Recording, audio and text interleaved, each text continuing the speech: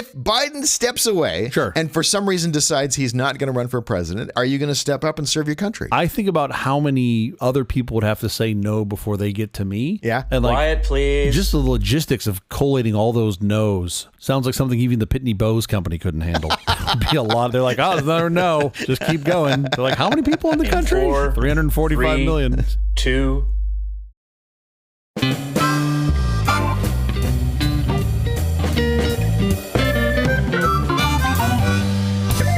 Company presents a truly terrible podcast. Welcome to Nonsense Season 2, Episode 25. I'm Jeff Parker. I'm Little. This is our take on the week's business, tech, and entertainment headlines. This time, we'll look at past news that isn't WWDC. Wait, what? I thought this was just that's all we did now. In the United States, it's Independence Day. As the old joke goes, in Britain, it's Thanksgiving. But of course, what that really means is today's show will be heard by no one. So if you need to make any embarrassing confessions, CJ, this is the moment. Yeah, I can't believe anybody's listening to this show right now as opposed to going out and blowing shit up, which is what we all do here in the U.S. I do like thinking of it as Thanksgiving, though, for Britain. They must all just take a moment to be very happy that they got rid of this baggage. Now, when I think of July 4th, I always think of the Will Smith film, right? The Dean Devlin Will Smith film, Independence Day, which, of course, brings to mind one of my favorite jokes of all time. I think you enjoyed this one as well, from one of my favorite comics, the good old Mr. Rick Overton. Sure. When he talked about the giant spaceships, and he said, if you want to destroy the city, just land. And I think about that all the time. Like, whenever I see, the LA skyline driving on the 101, I'm like, he's right. They should have just fucking landed. That's all they had to do. Some quick little housekeeping for August. There will be no episodes on the 1st, 8th, or 22nd. I meant to talk to you about this. Yes. I don't think we should say this here because I think it's way too early. And 2, we've already said I think we can record. It just went out. I think we can get ahead of this. We'll talk about it later. I think we can probably get an episode or 2 in there. Either old edits, we can do that hashback and bring some stuff back, or record something. Listeners, stay tuned. You'll see who's right. It's either going to be CJ is correct or I'm correct. There might be episodes on the 1st, 8th, and 22nd. I just love how you're like, okay, guys, November 12th, there's not going to be a show. And then in March of 2026, I'm going to Hawaii. You're like, well, who fucking cares? I like to give you advance warning. There may be some shows missing in August. What are they going to do differently with their life? Nothing. They're going to do the same fucking thing. I like that we think we're important enough that people are planning their month of August around it. They're like, well, I guess I can go on vacation for a couple weeks since there will be no podcast episodes of nonsense. Exactly. That's exactly why I'm giving them the benefit of knowing in advance. Great. They can plan their vacation schedules now. That's great. CJ, how is your week going? My week is excellent because not only is it summer, my kids are in summer camp, which is great. That's kept me sane. But I'm extremely excited because I have purchased another outdoor cooking apparatus. Oh, boy. It's not another big green egg for as much as I would like to continue to round out. For the listeners who don't know. All of our listeners know. CJ's backyard looks like a Lowe's. It does look like a Lowe's. It looks like a hardware store barbecue section. There are 7 big green egg sizes, and I only own 4 of them. I'm working on the other 3. My kids like to point that out. Like, Dad, you don't have that one yet. And I'm slowly... What's wrong with you, Dad? I'm slowly adding to that. Anyway, I am competing for big green egg space on my deck, which is becoming very sought after because there's no room in my backyard anymore. Sure. But I got a big old Guzney dome to make pizzas. Wonderful. For my kids. I'm very excited about this. Have you fired this thing up? Have you given it a try? Today is the first day I'm going to do it. For Independence Day, I'm going to make a fucking mess and fire it up with wood and see what happens and piss off all my neighbors. It'll be great. Homemade pizza. There is nothing better. Wood-fired, big stone. Oh, I'm very excited. Usually I get pretty grumpy during this process because my kids like to put everything on the dough and it sticks and I can't get it to launch correctly and yada, yada, yada. And then it's just a lot of swearing and anger. Sure. And I order Domino's. No, I'm excited that this is going to be fun. Yeah. You think Boston Robotics has figured shit out. Wait till they see the pizza peel shooting robot I'm going to make. Anyway, I'm excited about this. So that is my plan for later today after we're done recording. Anyway, how about you? How's your week been? My week has been fun. The fun thing that I've been doing, I'm shopping for a new laptop. Oh, yeah. Because my laptops are like 8 years old. Nothing wrong with that. They all still work great. 8 years old? Yeah, like 8 years old. They're vintage at this point. They are vintage. Things have changed so much, and I'm shocked because what can change? We think they're like mature now. Nothing's going to change. Well, things have changed so much. Yes. The first thing you're going to notice on your new laptop, no floppy drive. I don't have a floppy drive in mine now. Yeah, I don't have a CD-ROM drive either. 8 years ago, those things were already gone. Yeah. But okay. They didn't have OLED screens. Yeah, sure. Which, man, have you seen the new OLED screens? They're just, I'm not even going to talk about the new chips. We're going to talk about those later. Sure. But the weight of these things, part of the reason I always had 2 was because I always wanted a big screen because I like a bigger screen. Yeah. That's nice. Sure. I don't like to travel with the bigger screen because I like a lighter laptop. Yeah. And now you can get a large screened laptop, 15.6 inches, whatever it is, at the same weight that my 14-inch laptop was. I mean, this sounds dumb, but it's great. If you travel a lot, it's really amazing that we've shaved off like a whole pound of this thing. It's great. Anyway, I may not have to buy two anymore. I may just be able to get away with one. Just go buy a fucking MacBook and be happy. The hardware is great. How's the OLED screen on the MacBook? No, it's garbage. It's very futuristic. Yeah, it doesn't exist. In that it's literally coming in the future. Once you've seen an OLED screen, dude, you will not go back. It looks so Enjoy your good. Xiaomi spyware hardware laptop. Let's get to our headlines. Let's do it. The black suit hacker behind the CDK global attack hitting U.S. car dealers. Oh boy, nobody's going to understand that headline. CDK makes software that is commonly used by car dealerships to process sales and other trends. Do you think we're kind of loose because it's July 4th and we know no one's listening? I think it's super loose. It's really just me, you, and Barkley. So this will be great. It's not even like we're trying to read the stories correctly. The CDK is this company that makes software for car dealerships to process sales and other transactions, right? Yes. They got hacked. They got hacked big time. Yes. And this affects like almost everybody who sells cars. They were shut down. Literally bringing car sales to a screeching halt. Yeah. They're doing it like with paper now. They said they probably lost like $1 billion worth of sales. It's not just car sales. It's like it's the body shop. It's the parts department. It's like everything. Yeah. They've got these nice inclusive systems, and these guys were shut down with a ransomware attack. They wanted $10 million to free up the network, $10 million, which across all of the car dealerships and parts dealers and all the rest of it, across all of those people, it's 4th of July. I don't really have to be good, do I? Man. Across all of those people, $10 million is probably not that much money. So they probably thought, they're just going to write a check right away. And they may have. We don't know. I think they did, because today is the day everything's supposed to start working again. Yeah, they said this morning was everything back on. Yeah. So this first went down a while ago, right? It was like the 19th of June. Like it's been down for a couple weeks. $1 billion worth of car sales. $1 billion lost. Yeah. Okay. So I saw that headline. They're like,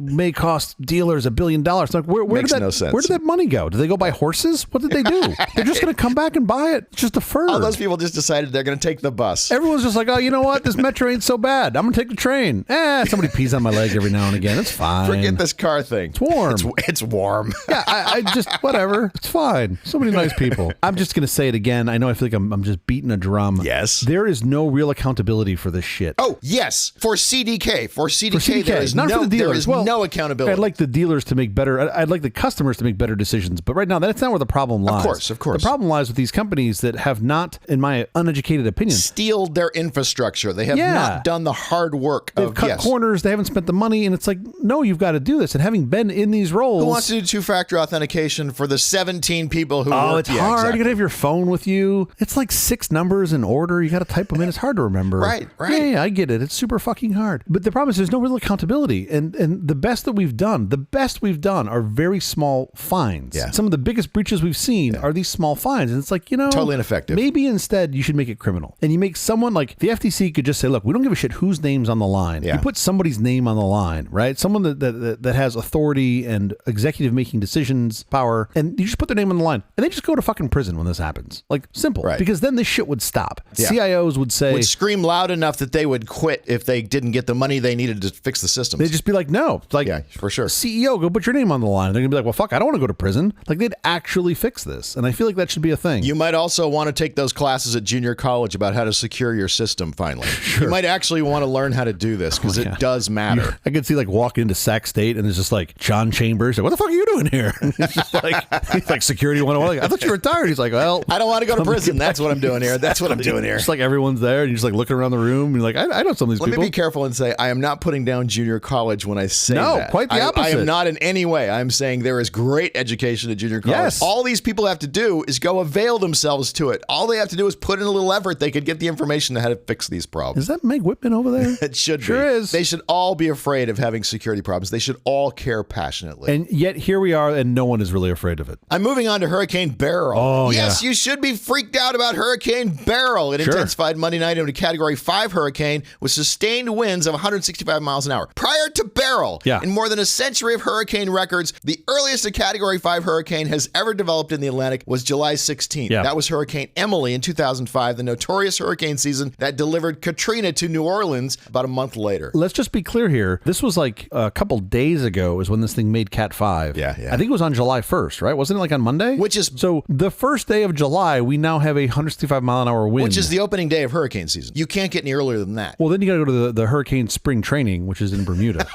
You got to go to that. I would totally go to that. No, they're only like 120-mile-hour winds. They're not really out because they don't hurt themselves. So they're just out there doing their best. Okay, enough with headlines. Up next, we're going to talk about some past news stories. I know we've been saying we're going to do that for a couple of weeks now, but this week we're actually going to get to it. I will believe it when I see it. All right. Let's go.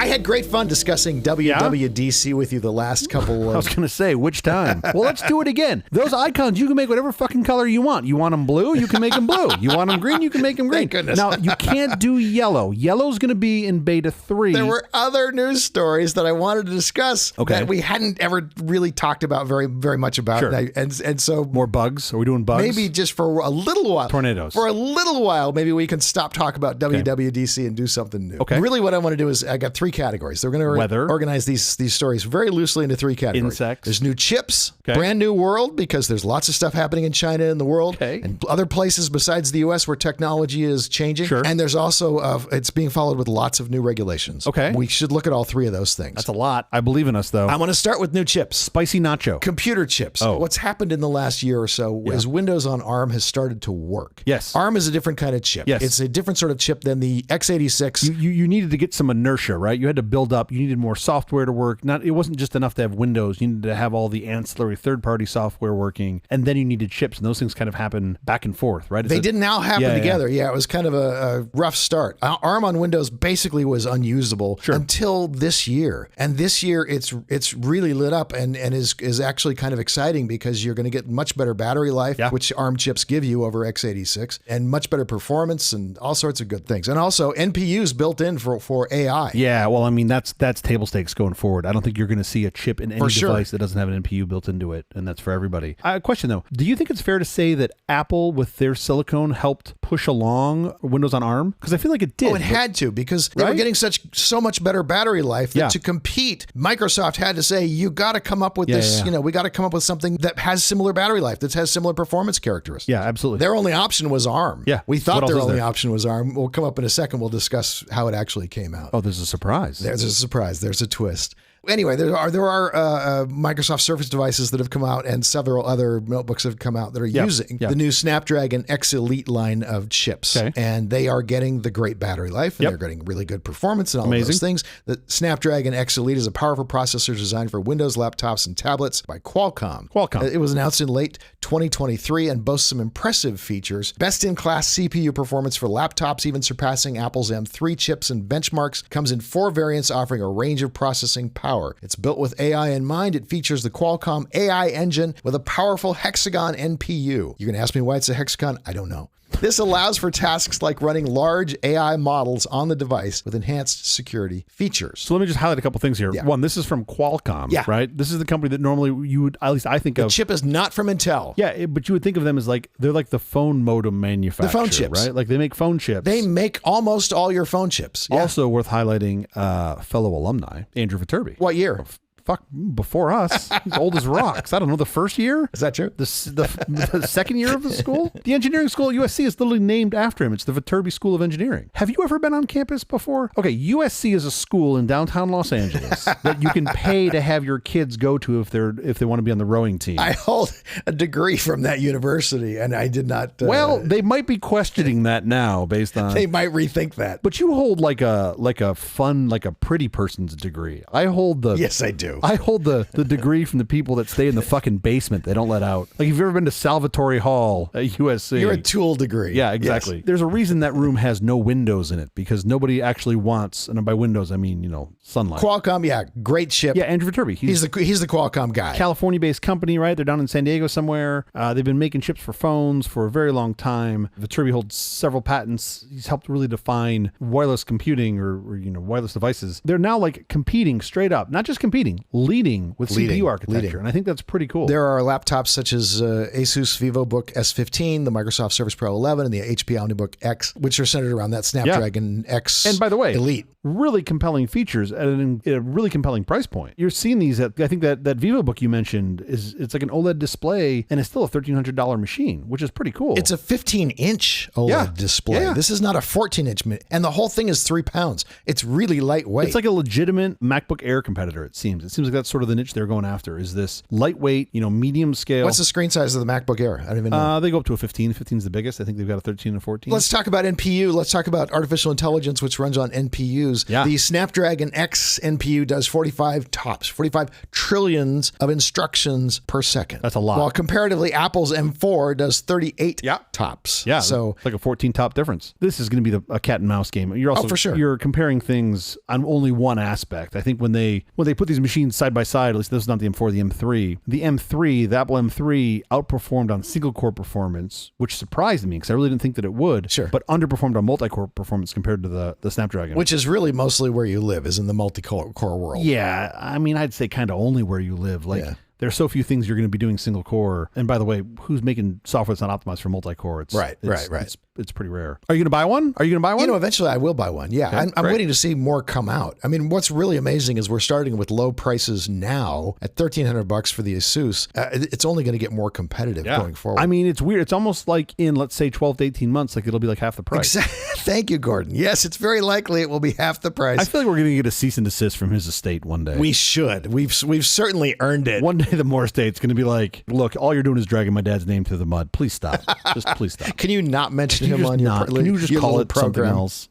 Your little program, your little show. This is super cool and Very lightweight as well, which is also quite cool. The future here is quite bright. yeah. I mean, I like my laptop a little fat ass on it. Do you? I want to be a little heavier. Yeah, I'm trying to compress my L3, L4, and L5 all together as fast as I can. If you look at what's happening with Windows on ARM and how it's really starting to mature to a usable state, you look at what's happening with the Snapdragon X Elite, and you think, wow, Intel is in trouble. Yeah. Intel's in big trouble. Like, you better bring back those little Intel bunny men because you need something to save you. Yeah, what in the world are they going to do? How's this going to work out? Turns out Intel's got a new chip too. Yeah. Lunar Lake, it's called, and it is designed to basically compete head to head with the fastest chips that are out there. I mean, I feel like they kind of took a little bit of the wind out of the sails of the Snapdragon. Yeah, they really made a massive jump from their last chips forward, a much bigger jump than they normally make. I mean, I would have been surprised had they got close, right? Had they come out and said, hey, look, we're not behind. We're going to,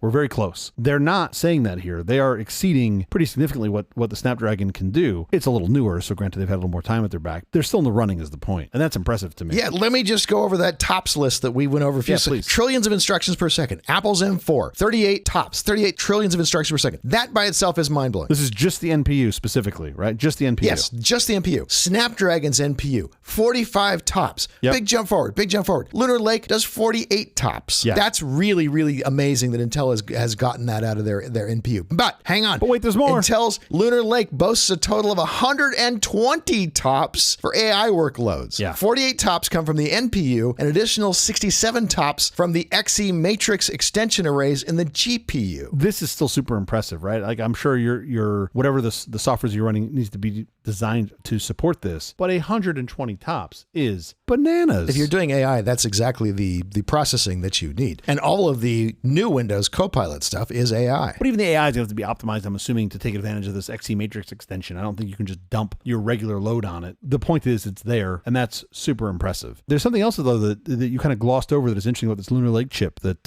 has been highlighted a little bit in the news. Tell me.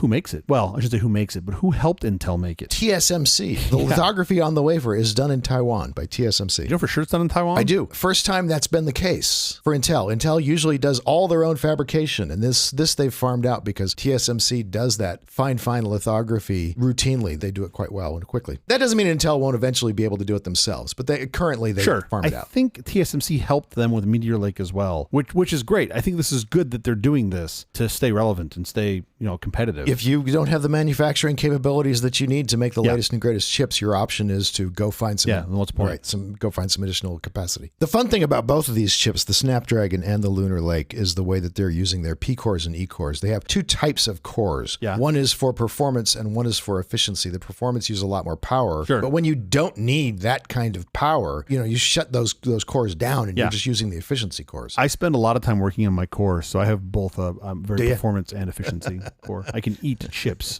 both quickly and powerfully. By doing that, you get a lot longer battery life. I don't know. My doctor tells me otherwise. I think he tells me my battery life is running short. But hey, you might be right. What does cholesterol even mean anyway? Chips are cool again. This is, really no joke. This is the first sort of processor I've been excited about in a long time. I've been excited about processors in quite some time, and this is pretty cool. The quote from Intel is, Lunar Lake offers faster core performance than ARM. We're going to bust the myth that x86 can't be as efficient. x86 probably should have died 20 years ago, and somehow they just keep finding a way. They just keep it relevant. They just keep finding a way, right? And I got to believe they toil underneath some giant quote on the wall from Gordon Moore that says, you will make this faster in 18 months. That's got to be the sort of Damocles hanging over them. Totally. Is Gordon Moore's quote. And if you don't, then the ghost of Gordon Moore comes back and haunts the shit out of you. He's got like big chains and like a cowbell. It's terrible. Well, I got to move us on. Let's talk about the new world. Should we talk about the new world? We should. There are so many things changing right now in the tech world, and some of it is just old school ways that probably need to die, and for whatever reason, they just don't seem to be dying easily. Yeah, tabs versus spaces, people.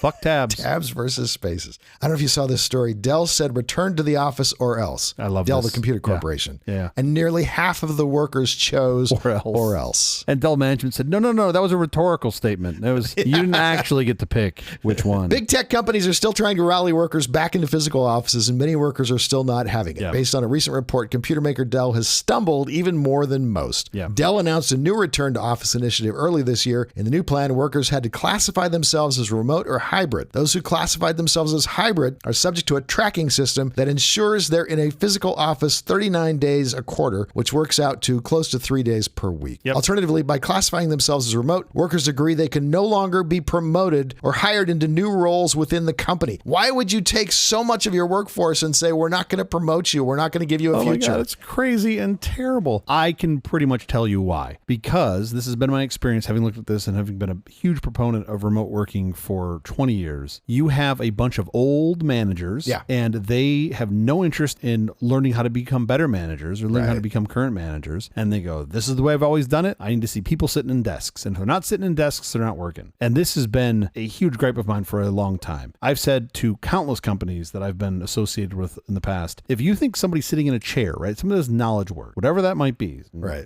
sitting at a keyboard, or they're building software, writing documents, whatever. If you think them sitting at their desk means they're working, you're wrong. Then you've got a real problem on your hands. I have seen plenty of people who can watch 8 to 9 hours of cat videos a day sitting at their desk, completely, managers completely oblivious. Oh, look at Jeff's he's our best performer. I'm like, Jeff has just watched all of YouTube. That's not what's happening. Sure. So you really have to think about how you value your work. And if you think about valuing the work as the output, why do you care where they are? Right. And folks will say, oh, well, collaboration isn't the same. And yeah, you're right. It's not the same, but it's still doable. And I believe it's doable in a better mechanism. You still should get together, just not every fucking day for 4 hours at best of productivity. Or you can get together on Zoom, or you can get together on, you don't necessarily have to be in person. The past that I've seen, especially for development teams, but knowledge sort of workers at large, is you work remote, you work comfortably, you have some set rules for synchronization, and then you get everybody together once a quarter. And you really focus on the personal skills of engaging with the other humans you've been working with side by side for the past 90 days. Yeah. And that's very effective. It works very, very well. Here, I just feel like this is old management saying, hey, you got to come back into the office. And oh, by the way, if you don't, we're going to penalize you. Taking so much of your talent and saying, we're not going to promote you. It's ridiculous. The good news is, I believe the market will help them figure this out. If they haven't figured it out already. No. I mean, you have to look at all the people who said no and just go, well, maybe we're wrong. Yeah, exactly. I'm sure Dell can come up with other creative ways to push talent out. So, we'll give them some more time. It's a skill like anything. Crack work there, HR team. You should have minimum working hours too. Speaking of the new world, Huawei, which was banned by the U.S. and nearly bankrupted, has bounced back with a vengeance. Yeah. Huawei is a company in China who we accused of spying on us, so we banned them. Yep. So they could no longer do business with Western companies. They could no longer use Western technology. They could no longer order Western parts. all of those things. They can't buy the ASML lithography machine. So what they've done is they've had to go and create their own. Yeah. And you are now creating a complete new infrastructure in China from people who have had to create new ways of thinking about computers and phones and things like that. For example, Huawei has this OS for their phones. It's called Harmony OS. And in the first quarter of 2024, Harmony OS surpassed Apple's iOS to become the second best-selling mobile operating system in China behind Android with 17% market share. That's impressive. Yeah. Of course this was going to happen. But I don't think us, sort of banning Huawei chips from federal and government offices, like it may have accelerated it, but this was bound to happen anyway. Of course it was going to happen. But you really accelerated it because you created a need. Yeah. It just became urgent that they figure out how to do this stuff themselves. Yeah, which I still think makes sense. I mean, you're going to have to pull the rug out at some point. Well, I shouldn't say have to. You're likely going to pull the rug out at some point. Yeah. So was this the right time? I don't know, but it was going to happen at some point. So we did. Great. They're going to figure out how to make better chips. Yeah, we accelerated their ability to make chips. I still think you're generations away, and like engineering generations away from them being able to innovate more without the guidance of other companies that do a lot of the quote real innovation. That's been my view of my experience with Chinese engineering folks and teams for quite some time. I think this changes that by shutting the doors to it. It's going to start changing for sure. It has to. Suddenly, now it's urgent. But I still think it's generational, right? It's a very different culture working in sort of the engineering mindset in China versus the West, especially the US. Failure is not well accepted. Failure is not well embraced. And I do not think you're going to get good innovation until you start to really embrace that. That is not just let's change this in engineering schools, right? That is something that is embedded in their society. It's a cultural shift. And I would argue that's a good thing. Washington officials are now deliberating ways to co-opt its allies in a broader containment campaign and exploring additional sanctions on Huawei and its Chinese partners. Well, you're going to be pretty much out of sanctions, and Huawei has proven that they can bounce back. I don't know what else you've got to sanction, but I'm sure we'll figure it out. We'll find other things to blacklist. Right. We're extremely good at that. Yeah. I think it would have been completely naive for anybody to think that this was going to kill the business. It just slowed it down for a while. It was a speed bump. You put a couple speed bumps in there. I think it came very close to killing the business. Yeah. Oh, interesting. I didn't think it was that much of an impact. Huawei was the second largest manufacturer of phone handsets in the world, and we basically killed them from the Western world. We basically said no one's buying Huawei. The remarkable comeback raises questions about whether U.S. efforts to contain China's geopolitical ascent have been effective or adequate, and which of the two superpowers will come to dominate in areas such as semiconductor design and artificial intelligence. I think they've been effective, but they've also probably haven't been adequate. They've effectively sped up Chinese innovation by decades. You slow it down, it puts it in molasses for a while, and they swim their way out of the molasses, and then they're faster and better. And then they're really fast, yes. Yeah. That which doesn't kill you makes you stronger. I mean, that's that old line, and that's what happened. I feel like the next step on this is what we did with Stuxnet, with when Iran had their nuclear program, and we basically destroyed all their centrifuges.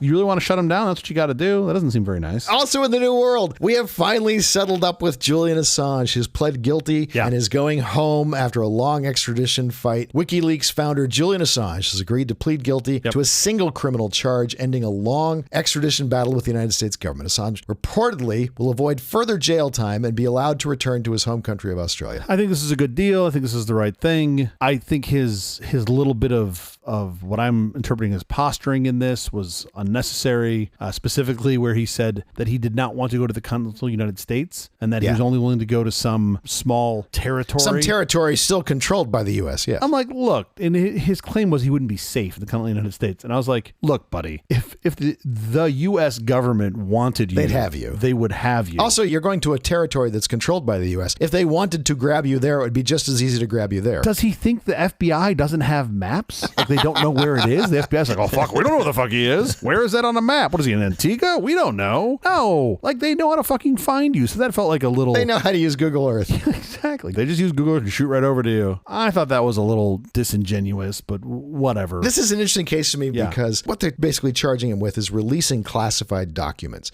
publishing classified documents. This is the same thing that the New York Times and Washington Post and the Boston Globe have done, because this happens in the news world where they do release the Pentagon Papers. Classified things are published by respectable journalistic outlets. So they have to be very careful not to create some new laws that change those rules, because there are times when those documents should be published. There are times when those documents should be flushed out. Don't typically, though, those organizations, the more established organizations, make an effort to redact things that they think will be super harmful? I would hope. If they've got a document that includes a bunch of things they think the public needs to see, but they take out the nuclear codes. Everyone has a very different opinion about what's harmful. I'm pretty sure if the New York Times published, like, hey, go to this website, type in this code, and you're going to launch a nuke. I think we might, as a government, government as a we might have a bit of a problem with the New York Times. Like somebody might be getting a phone call. That isn't what got published in the WikiLeaks piece either. I understand. By the way, Edward Snowden. Oh, he ain't coming home. That's why Snowden gave his revelations not directly to the world, but gave them to journalists who would then vet them before they put them out. That was the whole point of giving them to journalists first. The other part of the story that I thought was kind of interesting, Assange, I felt like his wife was whinging a little bit about having to pay back, they should put up like a Kickstarter for $500,000 to pay back the Australian government for the flight costs. Sure. And I'm like, all right, a couple things. One, you did a bit of this to yourself by saying we got to go to these places and whatnot. Not that they would have flown him on Qantas or whatever to get him home from Britain anyway. And you're flying to some very esoteric island in the middle of nowhere. You've made this expensive. Yeah, but a couple things. One, I feel like the Ecuadorian government has got to be thinking about sending him a bill, like a Four Seasons bill. Oh, they should. For 7 years, right? Because my understanding of that situation... And he was a terrible guest. You were literally staying in someone else's house, and they were protecting you, and you were just... It sounds like you were a little terrible. Yeah. Okay, so that's problematic. But I also think the amusing part on this is, well, he had to spend $500,000. They also threw him on a Boeing. They're like, nah, no Airbus for you, buddy. Like, here's a Boeing. He's like, no, send me to New York. Fucking send me to San Quentin, not a Boeing. I don't want the doors to blow off. Please God, no. So, good news. Here's your plane. Also good news. Here's a bag of bolts. You got to figure out where they go. You got 30 minutes. It's like a new game of Survivor. Your time starts now. It's like a Survivor Boeing edition, right? Where they give you a plane and a flight, and you've got a scheduled takeoff, but you got to figure out where the missing parts go. Microsoft has delayed the release of Windows Recall due to security concerns. This was going to be their feature that was going to watch everything you did on your computer, so you could ask the AI, what did I do on Thursday with my 2 hours that I lost? Cat videos. Yeah, you played That's solitaire. The answer. It's not even AI. It's literally like, cat videos, solitaire, Minesweeper, Facebook. One of those four. It's like a magic 8-ball. It just gives you one of those four, and it's going to be right 80% of the time. It was literally going to take pictures of your screen every few seconds and then just put that into an AI database. And knowing Microsoft, it was stored in like plain text on local disk, or they just fucking publish it to x.com. It's like every screenshot's to x.com. They're like, yeah, but we obfuscated your name. And you're like, not really. Not enough, guys. So they are going to postpone this because they decided this is a big security concern. But I think the interesting thing about it is if you were an employer and you had someone working on a Windows machine, do you have a right to look at everything that they've been doing on their computer? Typically, yes, because they're using your hardware. Can I look at them and see what kind of Amazon shopping they've been doing for the last 2 hours? Well, you shouldn't be using that computer to do those things, is what the employer in HR would say. But everybody's probably doing those things. Of course. Especially those people who are back in the office who don't want to be back in the office. Yeah, no, you should be working, not watching cat videos and ordering more air fryers on Amazon. I still think this feature is a great idea. I am very concerned about the implementation and execution of said feature. Right. If you do it in a way that is thoughtful and safe, and I'll do hat tip to Apple on this because I feel like I've seen more from them on their approaches to this type of solution than I have from Microsoft. You and I disagree on this. We're going to have a discussion about this at some point. But yes, go ahead. I'm always happy to disagree with someone who is wrong. So I have no problem with that. Excellent. I think this is a cool feature. I think they need to maybe think through the implementation a little more. And that seems to be maybe what they're doing. I want a very efficient chip with a very efficient battery to be able to record and track every single thing that I do. And I want that to be in a place that is, safe, accessible only by me, and recallable. So I can go back and go, when did Jeff tell me about the restaurant, the bread lady who makes the bread for that restaurant? And it will tell me, and that will be excellent. Apple has a new China problem. Speaking of the new world, ChatGPT is banned in China. Yeah, of course. And Apple was going to use ChatGPT, their reach out to if you want to get additional AI information that Apple isn't having in their system. Well, okay, look, I mean, they've got their own AI system. We'll see how the CCP interprets that and does or doesn't allow them to implement the aspects of Apple Intelligence. ChatGPT was just a shell out. And their view, if you listen to any of our 9 WWDC episodes, Apple's approach on this shell out is to be agnostic and support everyone. So to me, this is sort of a non-story. It doesn't matter. I think Apple's already making a deal with Meta to use their AI as well. Yeah, totally. They're going to support a bunch of them. And I think in China, they'd be like, well, okay, hey, look, user, like this is what your government allows you to have. Choose. So they're going to find a Chinese company that has Chinese AI to partner with, and they'll be good to go. Most likely. And it'll have its own view of the world. It'll be great. Why is ChatGPT banned in China? Because it's trained on all the information, and all the information is outside of the firewall. So that's the problem is when you use the internet in the regular way, in quotes, inside China, there's a whole bunch of shit you just don't see, like Wikipedia. Every single person I know in mainland China is already outside of the Great Firewall. Of course. Everyone has a VPN, right? They get outside the Great Firewall. They already know the world, but there's this like emperor has no clothes of, the regular connection, you can't. You're behind this mysterious thing that filters connections. This is really fascinating to see how this is going. AI is just going to accelerate that. How it ends in China, who knows? All right. Well, enough about the new world and China and all of that. We got to move on to new regulations. I love regulation. You know me, I'm pro-regulation. Let's do it. Have you used Perplexity AI? Very, very little. You go on to their website and you ask it a question. Yep. And instead of giving you links to the data, like most search engines, it gives you a Perplexity page. Yeah. Like a little Summary. tiny mini report, a summary. Right. Yeah. Based on primary sources. And they're not giving any credit. The deal with search always was, you have a question, you have a query, you put it in search. What comes back is links. So you went to those other sites and you saw the ads that those other sites provided. And that paid for the journalism. If Jeff Bridges' character from Starman is listening to the show, that will be super helpful. I think everybody else knows how search works, but I'm glad you explained it to them. That's great. We have one listener who is furiously taking notes. Oh, that's how search works. Okay, I put it in, and then, I got it. Perplexity is just taking this one step farther than most other AI systems in that you ask it a question, it gives you an answer, but it's giving you proprietary information. This started with a Forbes article about Eric Schmidt's drone company, and it came back with just paraphrased version of a Forbes story that's behind a hard paywall, including an illustration that came from Forbes. And so they're just stealing the journalism. They're stealing the art and everything. I mean, this isn't much different to me than any other large AI system, ChatGPT or not otherwise. different than ARC. It's So what do you think the answer should be? What should all the folks that have the Forbes of the worlds, the Bloombergs, all the people that spend real money and real time on journalism, going and doing the hard work of journalism and writing these articles or recording a podcast or whatever. What should the answer be? What's the best thing for humanity if we look at it through that lens? What is the net best thing for humanity? I think the publishers who own the journalism have a right to say, you may scrape us or you may not. And they can decide whether or not and maybe even they have two. Maybe there's a Forbes that we allow you to scrape and another Forbes that we don't allow you to scrape. Sure. We certainly aren't allowing you to scrape things behind a hard paywall. This stuff was behind a hard paywall. So the best thing for humanity is for the content owner to be able to decide what happens with that content. Is that a good synopsis of what you said? I think you have to have rule of law. And rule of law says, I paid for this, I own this, you can't steal it. Yeah, I'm not trying to take down rule of law. I'm saying, what should it be? What's the best thing for humanity? It's obviously not to be able to scrape freely just because you want to, just to be able to grab information because you want to. So let's say, hypothetically, I come up with the cure for a disease. Yes. Cancer. Please do that. Right? Do that tonight. And I write it down in a book and I go, well, okay, there's this book, but I'm going to sell the book and you only sell you one at a time. And if you read it, it'll tell you the cure for cancer, but it's $1 million. Yes. And anybody that can afford the $1 million gets it. And those that can't, don't. Sure. Is that what's best for humanity? No, then you're just a jerk. Right? That's how I feel. Jonas Salk figured out the polio vaccine and he said, this is free to everybody. Totally. Knock yourselves out. This is not something I want to make money off of.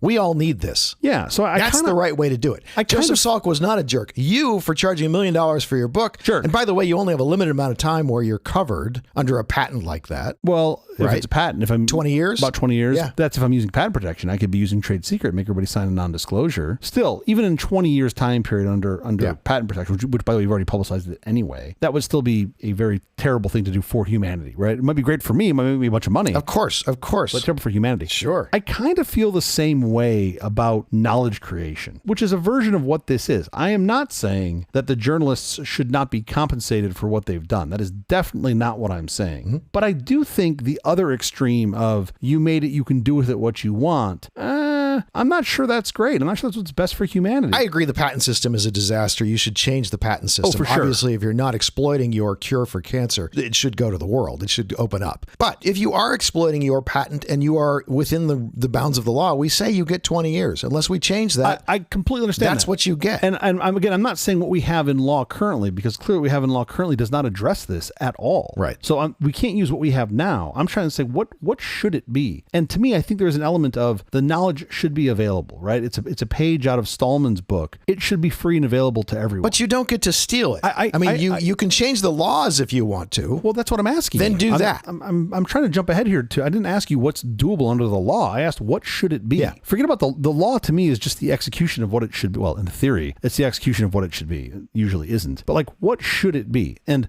that's the part that I kind of struggle with here is if you've made this content, I feel like there's an obligation that it should be available to the world, right? And like, we've fucking failed held that in copyright. Not if I paid reporters to go out and find out this information. No, then it belongs to me. If I'm Forbes and I write a story about Eric Schmidt's drone company, that story belongs to me. I paid for it. But isn't that just an extension of the cure for cancer? I'm going to hold it hostage and charge X amount, and if you don't pay it, you don't get it? You can live if you don't know about Eric's drone company. I'm not killing anyone off because I'm not telling you about Eric's drone company. It's not a cure for cancer. This is how you get to live to be 300 years old. It's not a cure for cancer. Okay. So you're still going to die. You're not going to die because of me. But you're going to die sooner. You're going to die sooner. Not knowing anything, you don't know anything about Eric's drone company, that you're not going to die 1 minute sooner or slower. So what you're saying is there's a bar of things that should be available and a bar of things that shouldn't. I kind of feel like all knowledge should be available. And I'm interested to think about a way to get there. Because you want to steal it. I don't want to steal it. I want the knowledge to be out there. You want to take it freely. I want it all to be... Then pay for the knowledge and we're all good. I don't want to pay for it. I just want it to be free. I want to steal it. Exactly.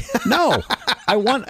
So that's the question to me is like, how do you come up with a mechanism to do this? Because I know pretty reasonably if you can't be compensated for this, then people aren't going to do it. They're definitely not going to do as much of it, right? So folks go, hey, I'm going to go into journalism, not just for the money, but money's got to be part of it. They've got to make a living. So not looking for like communistic journalism. They got to eat. They got kids to put through private school. But I got to believe there's a better way to say, okay, we're going to make this, we're going to have a system by which this knowledge ultimately becomes available to everybody. Maybe it's time-based. I don't know. For 12 months, it stays in this, inner ring, and then it goes out to a small... I agree. You might think about changing the law along those lines, where if you are writing news stories, you have a copyright on those news stories for a year or something like that. Sure. Or the content of that is yours for a year. Again, I'm not trying to jump to the tactical solution of the law change. I'm trying to figure out, like, what should it be? Yeah. And I think what we have right now, in general, for copyright is too far the extreme the other side. 100 years past the death of the author. 70? That seems like a really long time. You can thank the Walt Disney Corporation for that. Yes, the mouse. So I feel like there's some balance in between it. And I don't want a world where there's no protection at all. I think that's terrible. I don't think that would end well. Otherwise, they have no incentive to go and report on Eric Schmidt's drone company. Of course. Yeah. Or make new content or come up,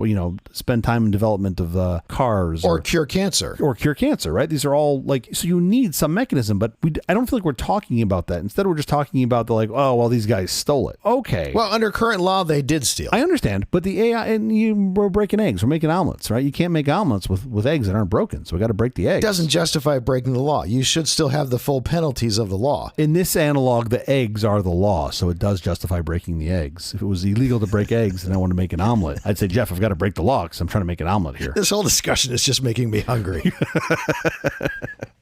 I'm just saying there's a path on this that I don't know anybody is talking about. Somebody certainly somewhere is, but we're certainly not talking about. I don't know what it is. AIs without data are useless. But we're also the United States, and the United States without rule of law is useless. Again, the thing that distinguishes us from rogue ne'er-do-well countries is they don't have rule of law. Understood. What my failed attempt here was to get like a stake in the sand of a destination and then figure out how to navigate the laws to get there. I'm never going to tell you it's okay for you to steal. Is it okay for me to pay for a subscription to Forbes and then read it out loud to my AI? Is that okay? I don't think so. Why not? It's not okay for me to pay for a subscription to Forbes and then go on the radio and read Forbes to you and give you an audio version of Forbes. That's not okay. That's not fair use. That goes way beyond fair use. Isn't that our entire show?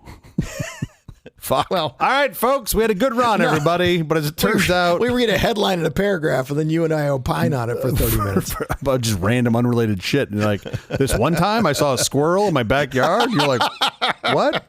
What are you talking about? It's a lot of that. Yeah, it's a lot. It's basically all of that. We will likely not solve all the world's problems with regard to AI and stealing information. Likely? In this episode. Okay, so you're saying we got a chance. Because I got to go. I got things I got to do. But quickly, before we get out of here, have you seen or read anything good this last week? I got 2 little kids. I got nothing to do but get yelled at. So I'm happy to stay here as long as is needed. Yeah. So yes, I struggle every week with getting something that is even close to as good as what you suggest. Okay. I feel like I might come close this week. Oh, good. In my late night travels around the interwebs at 1 a.m., I came across this really awesome edit that showcased the relationship between Norm Macdonald and David Letterman. Yeah. And they titled it "The Best of the Best." Yeah, for sure. And the person that made it had said, quote, "I've been really sad lately, so I thought I'd compile and document the relationship between these two. It made me feel better. Here's to a life well lived and loved and to dreams coming true. Yeah. Happy it happened." Sure. It's really a great edit. So you hear a bit about Macdonald talking about his fondness for Letterman and that Letterman is ultimately the reason he got into stand-up. I didn't know that. I think Letterman was extremely fond of Norm as well. Arguably even more so, which I think is part of the awesomeness of that story is here's Norm who admired Letterman so much, and then by the end of Macdonald's life, I'd argue Letterman may have had more admiration for Macdonald. I don't know about more, but they certainly admired each other an awful lot. It was impressive. So anyway, it's a great watch. It's relatively short. It also led me to watch Norm's appearance as the last stand-up on Letterman before he retired. Yeah. And that's also incredible. And he was such a great dude. So sweet. And just so funny. So I'll put the links in the show Norm notes. Cries. Yeah, he cries a couple times. He's so heartbroken Letterman is leaving. It's so touching. I mean, he talks about, you'll see in this little sort of mini edit, he talks about, thinking as a younger version of himself, what was success, what was making it. And it was being on Letterman, hearing the host laugh. Sure. That to him, and he had done it several times. And you're like, oh man, that's pretty cool, right? To see him going from Ontario, Canada, whatever. I think he grew up outside of Toronto to this is pretty cool. Comedians working at the highest level. So anyway, it's a fun watch.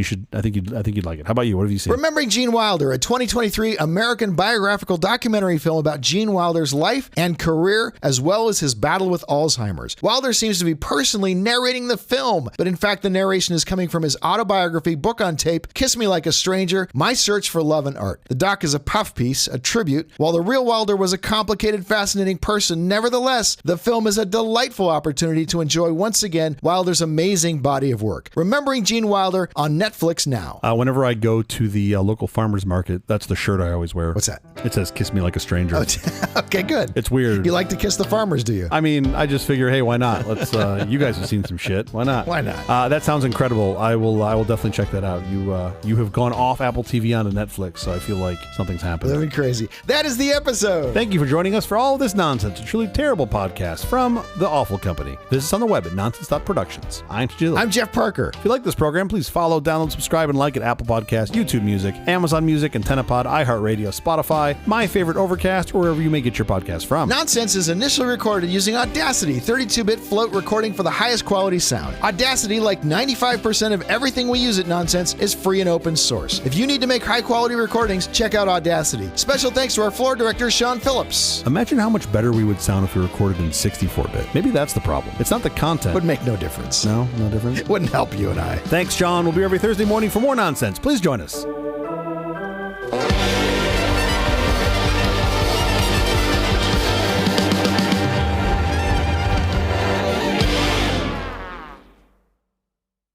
Are you going to a picnic? Are you doing something tonight? Are you doing something this evening? Yeah. Will you see fireworks? We're doing a friend's party. Tell me what the plan is. Oh, yeah, we'll see. We'll definitely see fireworks. Very, very close. Very nearby. Where do they light them off near you? About 8 feet in front of us. Illegally? You're going to have like somebody's... No, it's sanctioned. No, illegally. No. Admitting to felony? No, God, no.